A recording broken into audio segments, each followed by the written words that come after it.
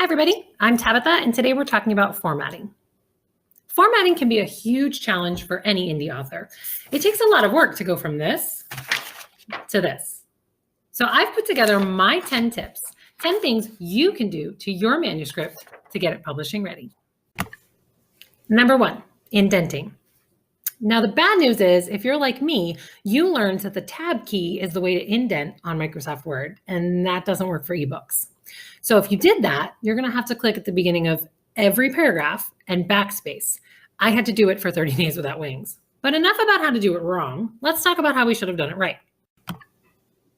So we're going to click on page layout.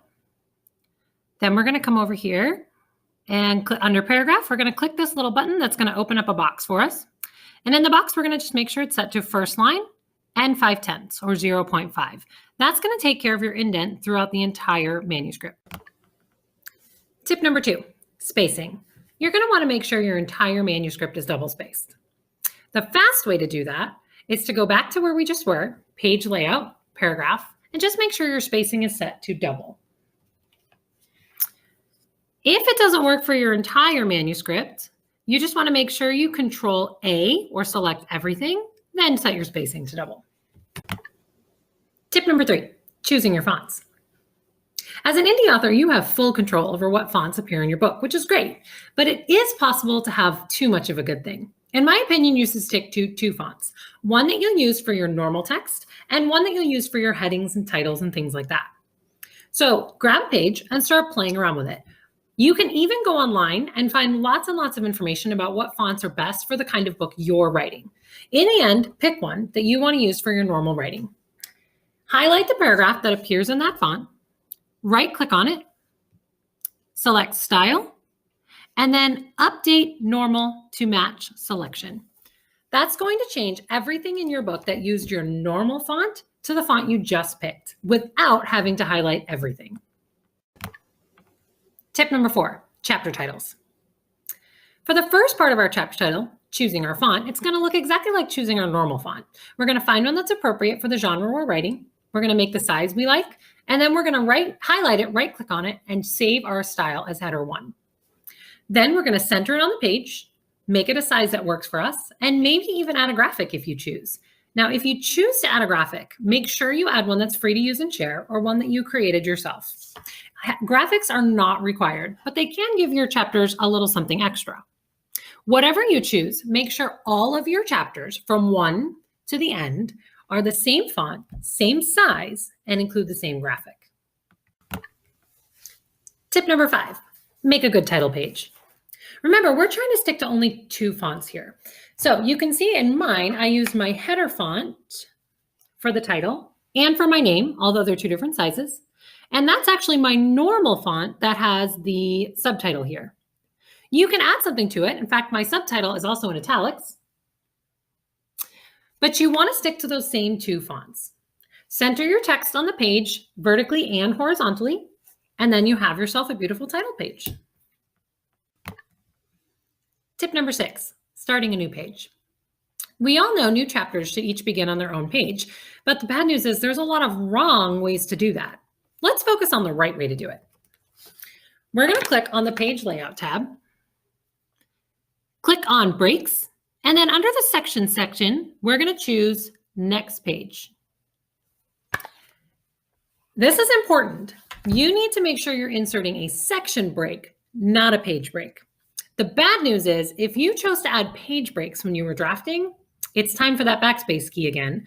You're going to have to backspace, get rid of them, and add section breaks. And you'll see why on tip numbers 7 and 8.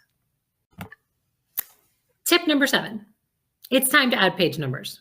We're going to double click on the bottom of our page where a footer would go. That's going to pop up our formatting box for footers. We're going to click on the left-hand side at the box that already says page numbers. We're going to choose bottom of the page, and then you can pick any of these 3 you want. I personally prefer the middle. It causes less problems when we decide to do a print version.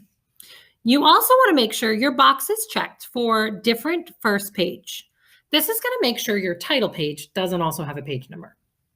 Now, as you look through your document, you might notice that some of your chapter headers, which are the pages that you just made section breaks, start over with number 1 when you don't want them to. All you have to do is click on that page and make sure it says link to previous. Tip number 8, it's time to add headers on those pages that don't have chapter styles. To do that, I always like to make sure I'm looking at 2 pages at once. So on this document in the View tab, I'm going to make sure I'm in print layout, and I'm actually just going to go ahead and click on 2 pages. Now that I'm looking at 2 pages at once, I'm going to scroll to a spot where I'm looking at 2 pages side by side, neither of which is the first page in a chapter. I'm going to double click where my header would go to bring up that box. In the box, I'm going to make sure the different first page and the different odd and even pages are both checked. This is going to make sure my chapter section and title page do not have a header. It's also going to allow me to put 2 different headings on there. On my odd numbered pages, I'm going to put the name of my book in the same font I use for my headers, but in the size of my normal text. It's going to be right aligned.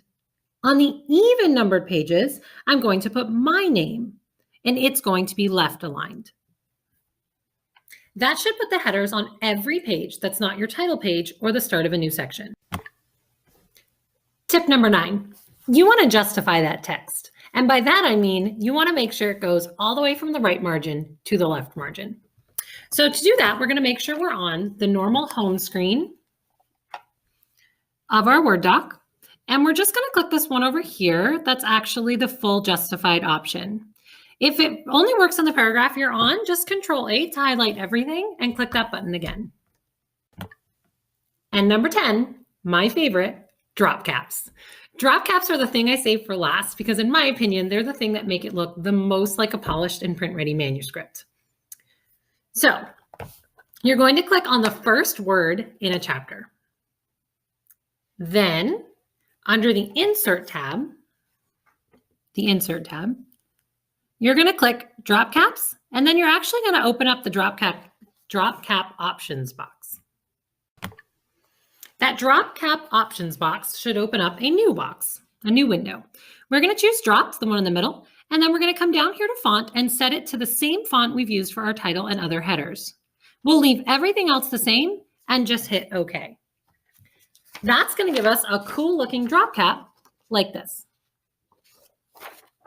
Drop caps are not required. They're obviously optional, but if you like the look of them, they're a fun way to make your manuscript look even better.